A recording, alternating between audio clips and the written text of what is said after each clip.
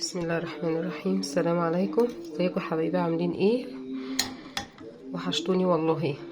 انا جايه اعمل معاكم ده كان عصير خوخ. ده كان عندي خوخ والله، كنت مفرزاه بقاله اكتر من سنه عندي، وده كان كيس عندي.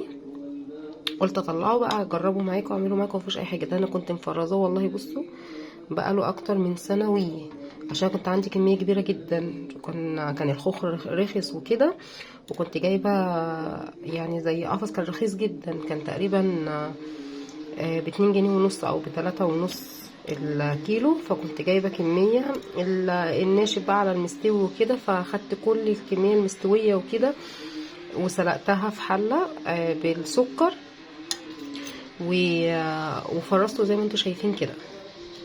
يا دوبك بس شلت النواه بتاعته وفرزته في اكياس حسب ما انا عاوزه وكده. فلقيت الكيس ده عندي، قلت اعمله لكم. هو ده تفريزه، بصوا فضل والله، بصوا من السنه للسنه. اللي عاوز حتى يستخدمه على الحلويات الكلام دوت. وطعمه زي ما هو، انا لسه ضايقاه والله، وطعمه زي ما هو.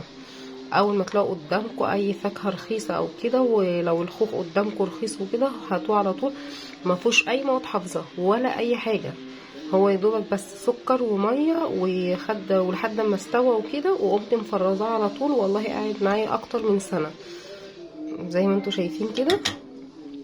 ما فيهوش اي حاجه ولا في اي مواد حافظه ولا حطيت له اي حاجه. هنروح على الخلاط ونشوف شكل العصير هيبقى عامل ازاي. هحط عليه السكر وهحطه في الخلاط شويه ميه ساقعه صغيرين بس قوي كده، ونشوف ايه شكله النهائي. هو انا كده حطيت في الخلاط عصير الخوخ، وحطيت سكر، وحطيت يعني بتاع نص كوبايه سكر وربع كوبايه ميه بالظبط، لان هو فيه نسبه ميه بسيطه. انا عاوزاه تقيل مش عاوزاه خفيف. انا مش بعمل حاجه الكل بيعرف طبعا يعمل عصير خوخ. انا حبيت افكه واوريكم ان الخوخ كان متفرز عندي اكتر من سنه، وزي ما هو محتفظ بقيمته ومحتفظ بطعمه والله، وزي ما هو. وهوريكم الشكل النهائي ان هو كمان ما فيهوش اي مواد حافظه ان هي يتحفظ عشان ما يفسدش وكده. هوريكم هو بس شكله في العصير عامل ازاي، وهقول لكم والله فعلا الطعم اذا كان فعلا طعمه غير ولا لا. انا دقته قبل ما يتضرب، لا طعمه ما غيرش. اما نشوفه بقى ما يتضرب ويكون عصير هقول لكم طعمه بامانه والله. لو فعلا مش مستحبه اقول لكم لا، ما تفرزوش الخوخ بالطريقه ديت.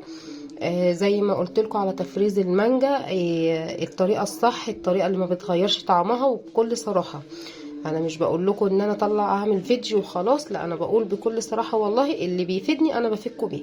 متنسوش بقى تعملوا لي لايك واشتراك وتعليق حلو ليكم ودعواتكم.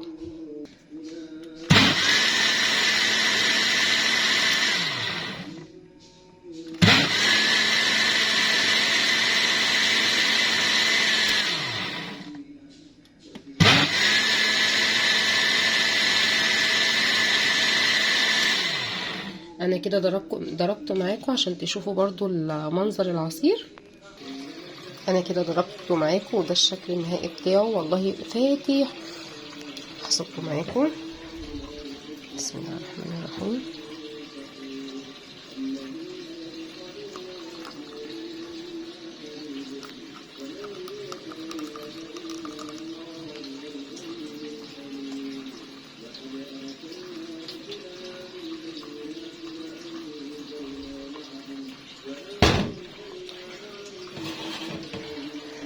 شايفين لونه؟ ولا حط عليه الهواء، خوخ بس، وبقاله والله اكتر من سنه وهي عندي. هدوق بقى الطعم.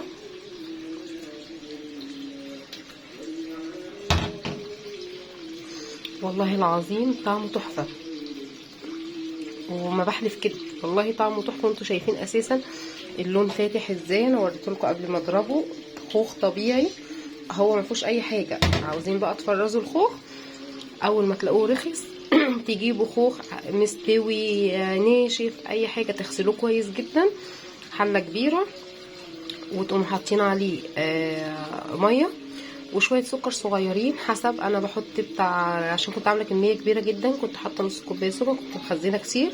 عفوا كنت حاطه نص كيس سكر. بس انا طلعت الكيس زي ما انتوا شفتوا زي ما هو كده. في ناس بتحب تستخدمه على الحلويات، ممكن تقطعوه شرايح، تاخدوه نص يعني نص سلقه كده، مبقاش مهري قوي. انا هريته لان انا كنت بستخدمه عصير، وعملت منه المهلبيه لما كنت مخزناه، كان طعمه تحفه. مهلبيه الخوخ تحفه يا جماعه، جربوها والله، وانا ان شاء الله هبقى اعملها لكم. اللي عاوز يعمله على الكيك على الجاتوهات او كده، ياخدوا نص غلوه ويقطعوا شرايح شرايح وفي طبق فل يرصص، وهيخرج والله معاكم كانه طبيعي جدا، ولا مهري ولا اي حاجه، زي اللي احنا بنشتري المعلب بالظبط. وده بالنسبه للعصير، ادي شكله وادي لونه، وما فيهوش اي حاجه ولا ملح الليمون ولا مواد حافظه ولا اي حاجه، وطعمه والله العظيم خرافه.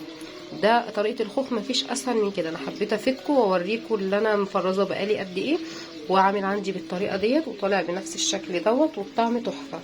لما تجيبوا الخوخ اسلقوه عفوا اسلقوه بشويه ميه وسكر، وخلوه يهدى خالص، شيلوا النوى وشيلوا القشر بتاعه، وفرزوه في اكياس وفي الفريزر وانسوه.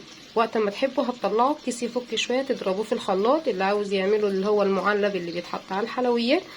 بعد تاني ما يتهريش، يعني بين البنين يعني نص غلوه كده، ان هو يطلع مستوي بس مش قوي، وتقطعوه شرايح وفي طبق فل وشلوه. وقت ما تحبوا تطلعوه هيطلع زيهم، انا بتكلم ان هو يعني ما تهروهوش عشان يطلع متماسك، وبرده بيبقى تحفه. وبألف هنا وشفا. متنسونيش بقى بالتعليقات واللايك وشير، وارفعوا لي الفيديو الله يخليكم. حبكم في الله، لا اله الا الله. باي باي.